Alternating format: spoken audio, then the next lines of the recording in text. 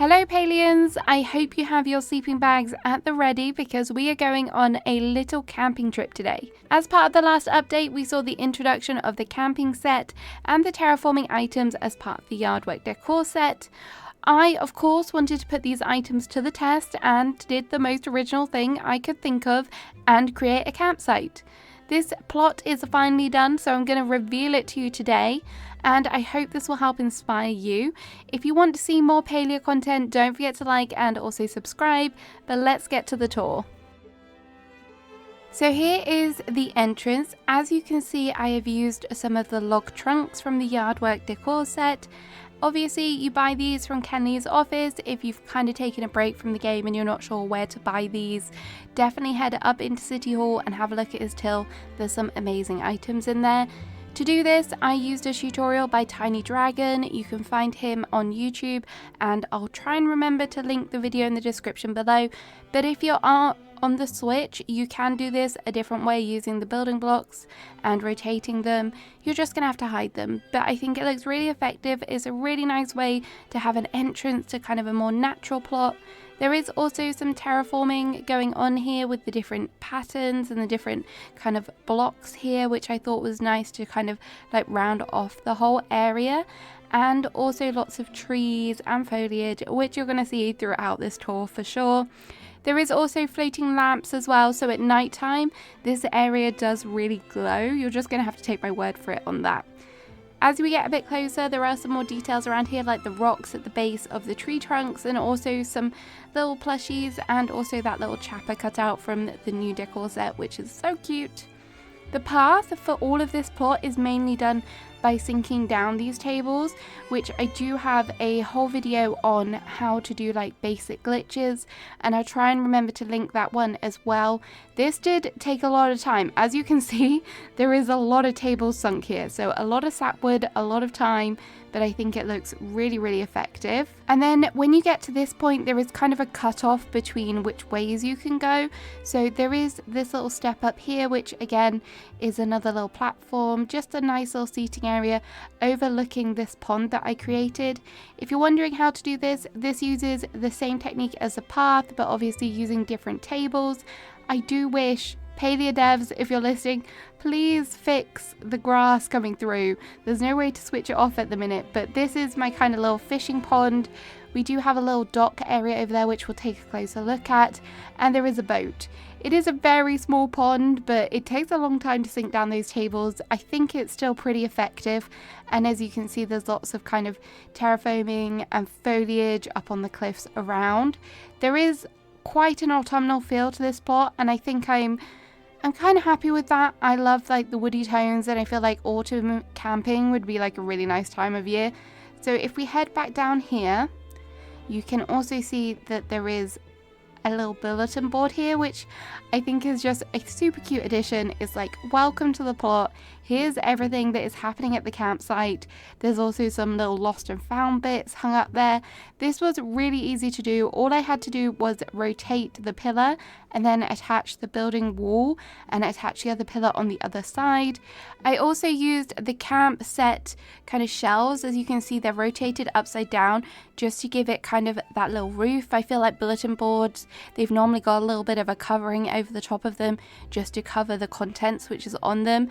And then there is a little chapter down there. I wanted to bring in like a naturey feel, so I've tried to add in more plushies and things than I normally would. And then round here, it does lead up to that area that I was talking about just now. And I used the campfire kind of little stools to create this little step area, which I think worked out nicely just to tie it in with the tables as well, because the color of that wood is so beautiful. As you can see, there is like lots of little knickknacks around here. There's bottles and things, a nice little seating area as well. I thought the pergola was just a nice little addition here too, and the frog. I had to include this because I've been waiting to use him for so long. I believe this was an exclusive item when the Switch came out or the Steam release, but he's such a cute guy. And then if we head back down, we can go around here. And I'm going to keep on the main path for now. And then we are going to have a look at this little truck thing or cart thing. This was inspired by one of my community members. So if you didn't know, in my Discord, each month we are running a Project Palia design competition. And for our first month in October, it was a pumpkin patch. And I saw this design idea and it was so cute. All they've done is use the benches and put them together, and then they've had some building floors in the middle here which allows you to put the pumpkins on top. It just makes for a really cute little kind of cart design and it works wonderfully. So it was just a nice little filler here. On the left hand side we kind of have a picnic area, which I thought was a cute addition. Campsite, kind of picnicky kind of vibes. So we have all the food laid out. It looks like a party is going on here, which is kind of cute. And the balloons from the Magic Market were just a fun little addition. We obviously have all the plushies down here enjoying their food, enjoying the wares, which was just a good little filler, I think, for this space out front of the home.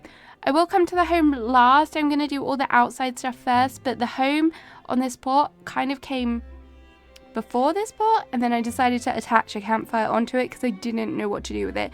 So hopefully you'll take some inspiration for the interiors of that one too. But around here, if we keep going, we come to our first tent, which is just over here. This is the first one that I did, and I thought it would be nice to have like a really cute campfire setup. So we've got the tables all around it. There's obviously some camping things around here, a well here to get your fresh water because you need to stay hydrated, and there is a portaloo here as well. And then in the tent itself, it's kind of more like glamping because this is very sophisticated. You have a bath and everything. So if we head inside, as you can see, I raised up the platforms here, and this is where we have the bed. And we also have the bath, a little wardrobe down there, and there is a little dining area as well, just in the corner there, and a nice little seat there, so you can read your books and things. But I really wanted to keep everything kind of natural feeling, so we've got logs on the walls, some flowers. I've obviously used some of the new campfire items as well. Those candles are so precious. I love them so much. And there is also some other knickknacks down here as well on the kind of counter areas, which I just used to hide the kind of floating building blocks that were here. So I'm really happy with how this tent came out. Very posh, but still rustic camping, I think is the best way to describe it. But yeah, if we head around here, you can see I've also used leaf piles. There's lots of foliage, all in that kind of autumn colour palette. The oranges in the game are really nice, and I think they work wonderfully. Lots of Cernic dotted around. And we're going to head over to the second tent. So if we just follow this path around, as you can see, when I put the path down, I tried to keep it having like a curvature to it. So I just rotated them like a tiny little bit, and it kind of makes it feel more like natural and boardwalky. This is just a little filler area, some glowworms, ready for the fishermen, fisherwomen, fisher people. And then back here we also have a portaloo section. If you followed me for a long time, I have a weird thing about portaloos. It goes way back to Animal Crossing, and I love that we have them in the game. So obviously we have to fill the plot with lots of portaloos, and also it's natural, so everyone needs a portaloo to go in.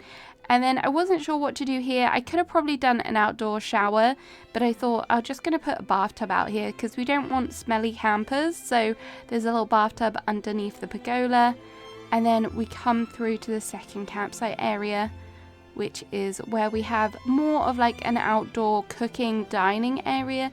So I was thinking like lots of people, communal dining and cooking all here. So we have like a barbecue set up with the grill, and someone on stream, oh my god, I can't remember who it was, suggested making the dish float. So we made the dish float, and then we put the Spring Fever what's it called, like fire pit underneath it, so it looks like the trout is actually cooking in the fire pit, which was just a cool little detail, I think.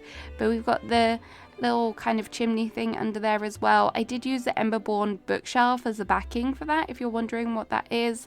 But yeah, I just thought that was a nice little addition, having like accessibility to like cooking outdoors. And then here we have a laundry setup as well. Now, I don't think washing machines would work outside, so I decided that you're going to have to wash your clothes in the little ranch fountain over here. And then we have the washing lines all set up on the cliffs.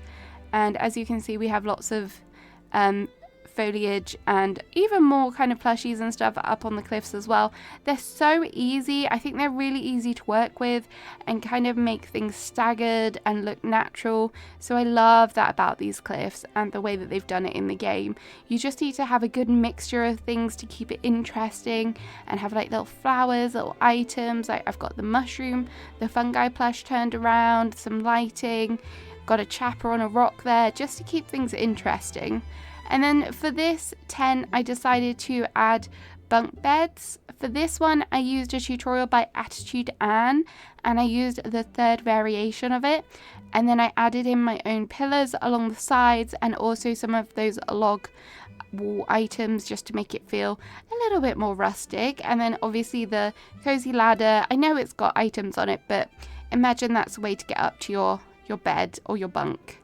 And then here is a little kind of dressing area, and there is also a book area with a little seating and some items on the wall as well just to fill up the space. There is also another little seating area here which I managed to cram in, which again has a nice backdrop of the cliffs. But all of the tables are pretty mixed matched around here just to make it feel like rustic, and I wanted to include as many different items as possible, which is good if you're kind of early on in the game and you've got not so many of all one item. You can definitely mix and match things. Don't be afraid of doing that in this game. It does work really well. But I think that's pretty much the exterior done. So we're just going to head back round here and we'll have a look inside the house. So here is the house. As I said, this kind of house was done before we had the campsite furniture. It was actually done when we had the Emberborn furniture set added to the game. As you can see, there is a lot of that here. So I made kind of like fake windows on the outside of this building using the mirrors, and then used the trellis as well just to give it like a little bit of like a window balcony feeling to it. There is also some seating up here and just some items out on the porch. And then this is kind of a tiny house. It's all in one room and one hallway. And as you can see, I think the main kind of focal point is definitely this bed platform area. So I used the benches from the Lily Emberborn set as kind of the support for this whole platform area, and I managed to get this parasol inside using the red present, but there is a way to do it without the red present. So if you watch my beginner's guide to glitching video, it will show you how to do that. And there's just a lot of clutter up here, but I love that feeling of it.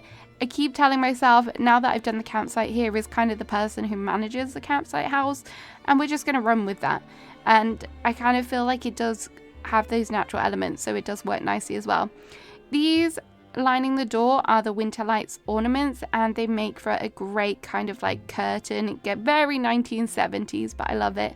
And then through in here we have a little study area. There's a couple little kind of bookshelves with some knickknacks on, some books, and obviously some Paltech items as well, and a really nice bay window which has some flowers and also that kind of like helium balloon item thing, which I think was quite cool. There is a little kitchen here as well, which again didn't have a lot of space, but tried to maximize it as much as I could. So we have like the Paltech grate acting as our big oven, and lots of different kind of cabinets and so many kitchen related items just like everywhere. And there is also a little bench here just for some extra seating.